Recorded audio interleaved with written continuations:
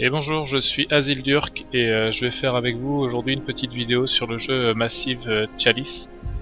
Jeu qui est sorti récemment, qui en soi a des idées et un concept qui vraiment pourrait être intéressant, mais je sais pas si le jeu a été bâclé ou quoi, mais on sent qu'il y a de l'idée mais que j'ai l'impression que c'est pas suffisamment abouti. J'ai fait quelques parties pour essayer de comprendre les principes et les mécaniques du jeu. Je suis pas encore tout à fait au top, mais je pense qu'il est quand même intéressant à présenter ce jeu. Donc avec vous, je vais faire une nouvelle partie. Voilà, partie 5, on va l'appeler partie 5, ce sera très bien. Le nom des lignées, on va les garder en thématique. La difficulté, on va la laisser en difficile. Un départ équilibré. Et, euh, et c'est parti. Les maisons, on va les laisser en aléatoire. Et voilà, je vais vous passer l'intro parce que je pense que l'histoire en elle-même n'est pas forcément hyper intéressante. Il y a un côté un peu comique si on veut, mais bon, ne rêvons pas. Je crois pas qu'il soit vraiment beaucoup foulé sur la partie histoire. Voilà, donc le jeu se présente comme ceci, c'est un peu un jeu à la XCOM. Vous avez des classes un peu particulières. Voilà, il présente ça le Cable Jack, un bastonneur, c'est un mec qui a un tronc d'arbre et qui fait des actions au corps à corps.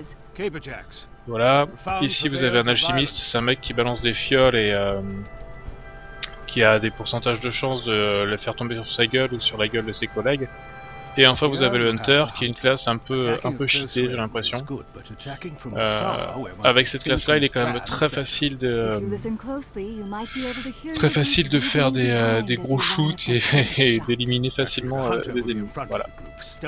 Donc le jeu se présente de la sorte, vous avancez vos troupes sur la map. Vous pouvez détruire certaines parties du décor, par exemple ces choses-ci font des dégâts aux adversaires.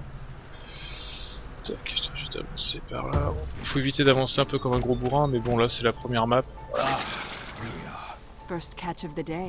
Ça c'est une seed, son intérêt premier, je sais pas. Quand il est blessé et qu'il vous frappe, il récupère ses points de vie.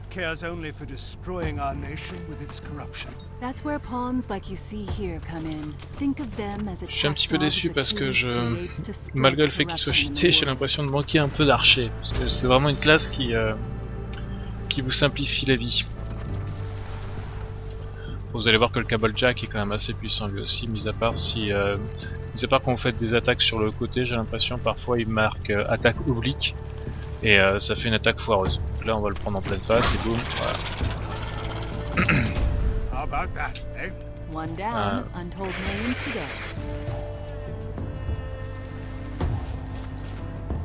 Donc c'est peut-être un petit peu mou hein,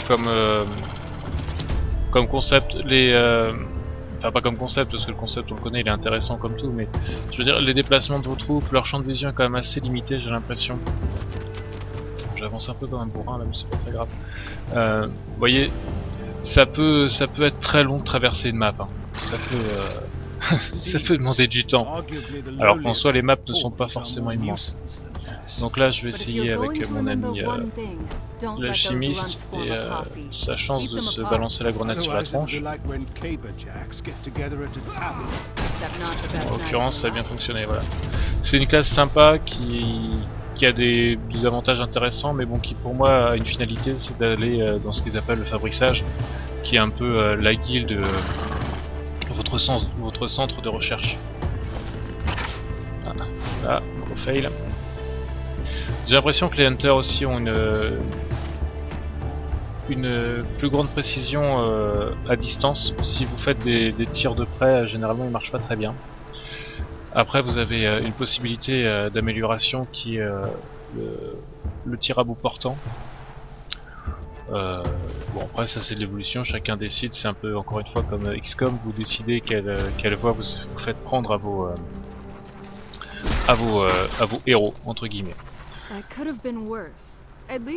Je reviendrai sur les héros un peu plus tard parce que bon, il y a quelque chose que je trouve un peu dommageable dans ce jeu qui est la durée de vie.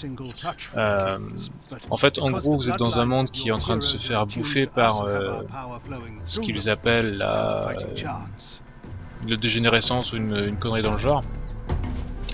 Et les personnes que vous entendez parler, là, l'homme et la femme, sont en fait un calice. Donc, voilà, je pense que vous savez ce que c'est un calice, un grand verre qui vous ont créé. Et en fait, au départ, ils vous expliquent qu'ils ont besoin de 300 ans pour avoir la force nécessaire pour pouvoir bouter les immondes bestioles hors de votre monde. Et donc en fait le jeu se passe sur 300 ans. Et sur 300 ans le but c'est de faire progresser des lignées. Faire progresser des lignées et survivre à des attaques diverses, multiples et variées de la part de cette saloperie. Je pense qu'il reste que cette fois là, on va essayer d'y aller en speed. Or keep your heroes back. Trust us, you don't want to be on the receiving end of one of their concoctions. Et le problème c'est qu'en 300 ans vous avez, je sais pas, peut-être, je me rappelle plus exactement, mais une quinzaine peut-être d'attaques, une vingtaine d'attaques. Peut-être un peu plus, je dis peut-être une bêtise, je me rappelle plus exactement, mais... Et en fait vous avez pas vraiment le temps de faire évoluer vos personnages, de les monter au maximum, avant qu'ils soient devenus trop vieux pour... Super, je voulais pas faire ça mais c'est cool. Pour être vraiment intéressant. En gros, sur XCOM c'est comme si vous aviez un personnage de niveau maximum mais que vous puissiez pas l'utiliser parce qu'il est trop vieux ou qu'une fois qu'il arrive à son niveau maximum, il meurt. Ça amène un côté quelque peu réaliste, mais bon c'est quand même dommageable parce que on n'a pas le temps de s'attacher vraiment à nos personnages. Ce qui est quand même assez dommage dans un jeu comme ça où en général on vise l'attachement. Donc voyez, la carte de départ, bon c'est tout le temps la même. Vous apprenez que si vous construisez sur l'extérieur, vous avez des bonus. Par exemple, si je construis le creuset ici, je vous le présenterai après, l'XP d'entraînement est plus élevé. Si je construis la guilde de fabriçage ici, j'ai plus de recherche. Là, si je construis un château, mes bastonneurs ont plus de force. Ici, mes chasseurs ont plus de dextérité. Et ici, il y a une réduction de délai de construction. Voilà. Par contre, les parties intérieures n'apportent aucun bonus. Évidemment, je sais plus comment ça s'appelle, ce machin orange là. Ouais, bref, je sais plus. Commence par attaquer les parties extérieures. Vous avez trois losanges vides. Une fois que vous n'avez pas réussi à contrer 3 attaques, la région disparaît dans cette sorte de marée orangeâtre crado. Voilà. Donc les régions extérieures, vous avez un bonus pour qui sont plus ou moins intéressants suivant le hasard, hein, parce que ils ne se présentent pas toujours de la même façon.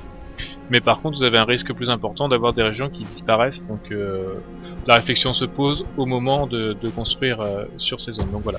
Je vais attaquer directement le vif du sujet. Vous avez une recherche, donc les constructions sont considérées comme des recherches, ce que l'on peut trouver assez, j'ai envie de dire surprenant. J'aurais apprécié qu'il y ait un onglet bâtiment, construction, et puis des onglets recherche. J'aurais trouvé ça quelque peu plus logique. Bref.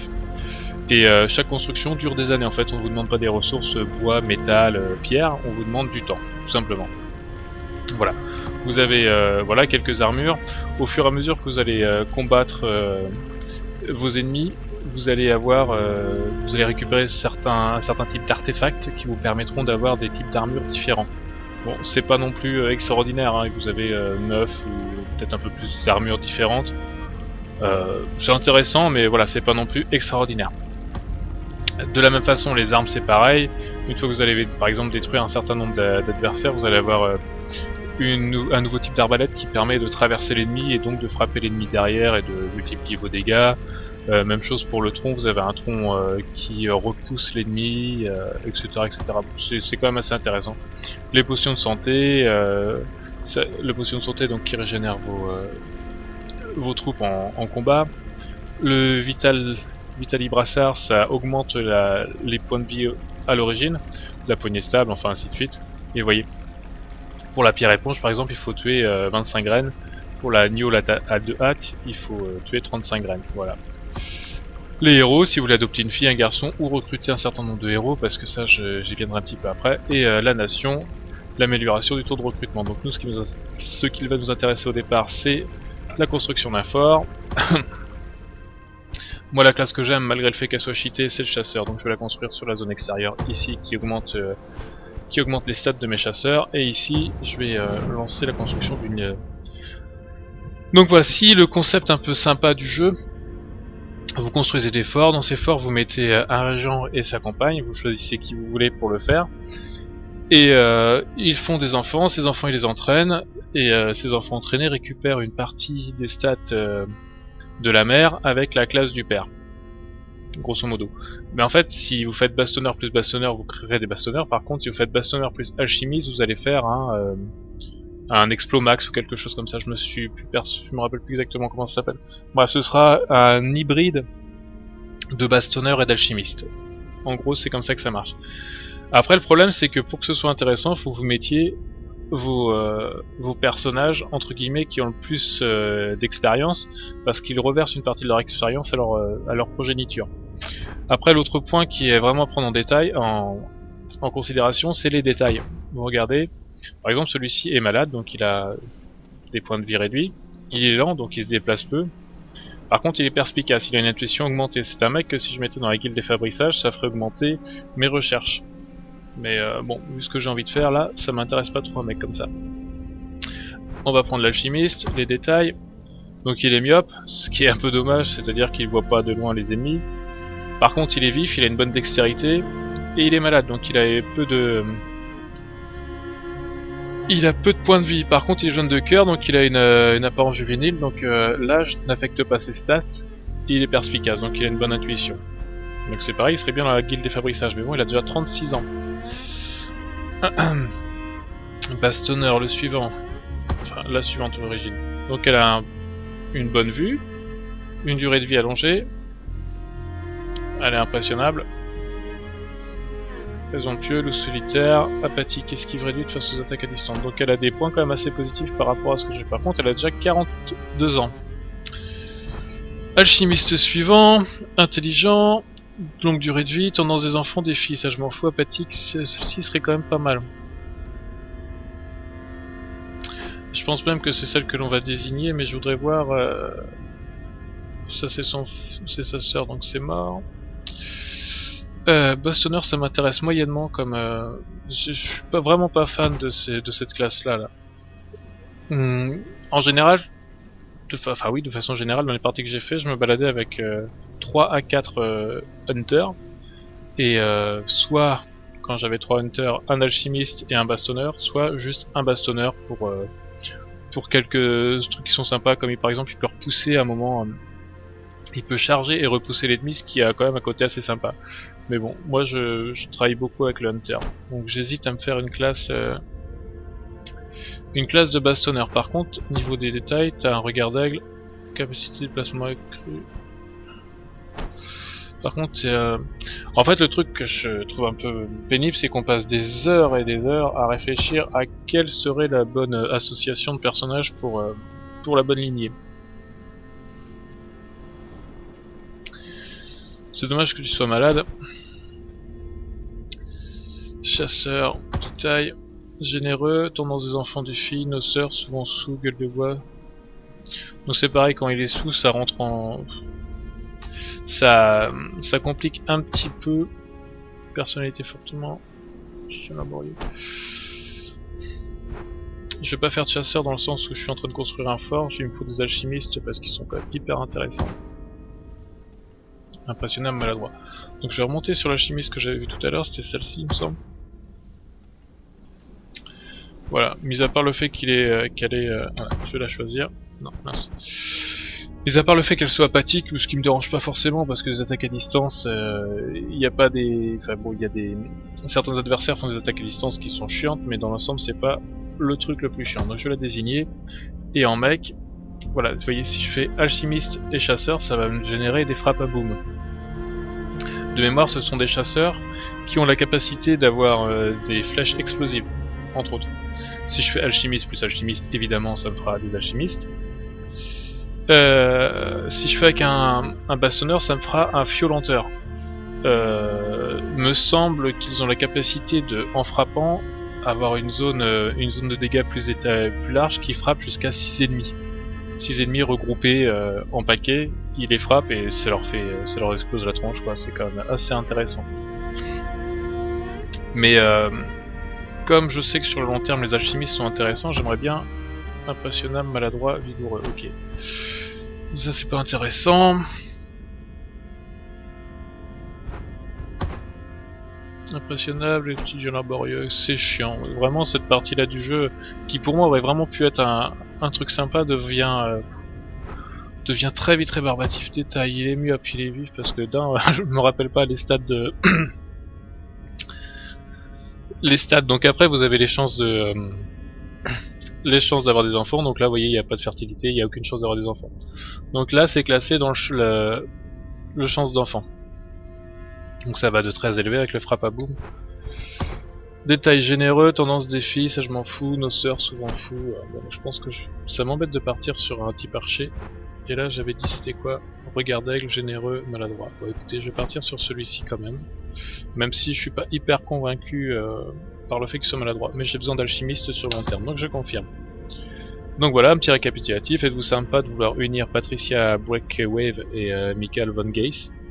Ce choix est définitif et ne peut être annulé. Je choisis oui, donc la chance des enfants est très élevée. Et la classe c'est alchimiste. Et c'est parti. Voilà. Donc dans ce fort, nous avons une gentille petite famille qui s'est installée.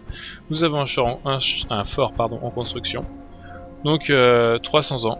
Le calice sera chargé à 100% dans 300 ans. Voilà, c'est la durée du jeu. Et le fort sera construit dans 7 ans. Une fois que ça c'est fait, vous appuyez sur la petite flèche lecture et le temps va s'accélérer. Voilà, c'est parti. Et pendant ce temps-là, vous ne faites rien. Absolument rien. Vous attendez tout bêtement. Donc voilà, vous apprenez quoi?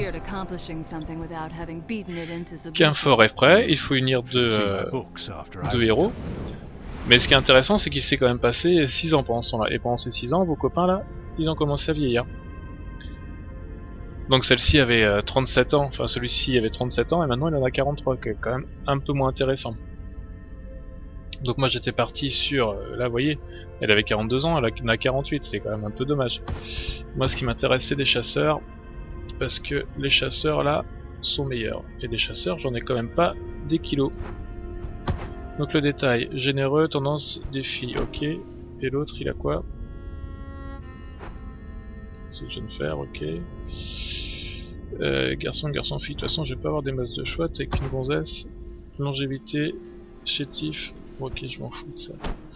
C'est toi que je vais prendre en maître, et en gonzesse c'est toi que je vais prendre je pense. Généreux, noceur, ouais c'est dommage que tu sois noceur.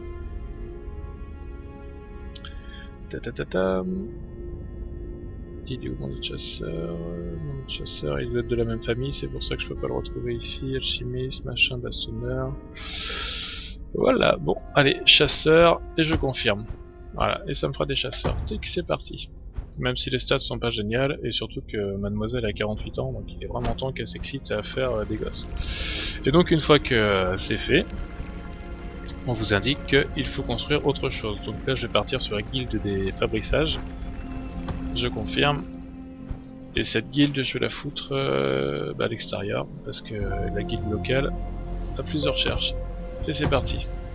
Donc dans ce lieu magique là, vous mettez 3 de vos héros qui vont réfléchir et augmenter, enfin du moins réduire la durée de construction des choses, et voilà, tout simplement ça.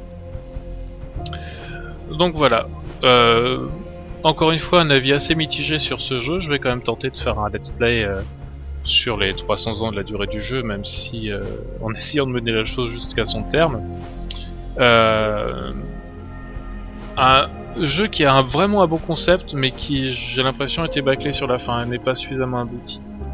Voilà, donc je vous remercie d'avoir pris le temps de regarder cette vidéo, et j'essaierai de faire une vidéo numéro 2 assez vite, dans la semaine je pense, si ce n'est même on poster une demain. Voilà, je vous remercie de m'avoir suivi, je vous souhaite une très bonne journée, à ciao.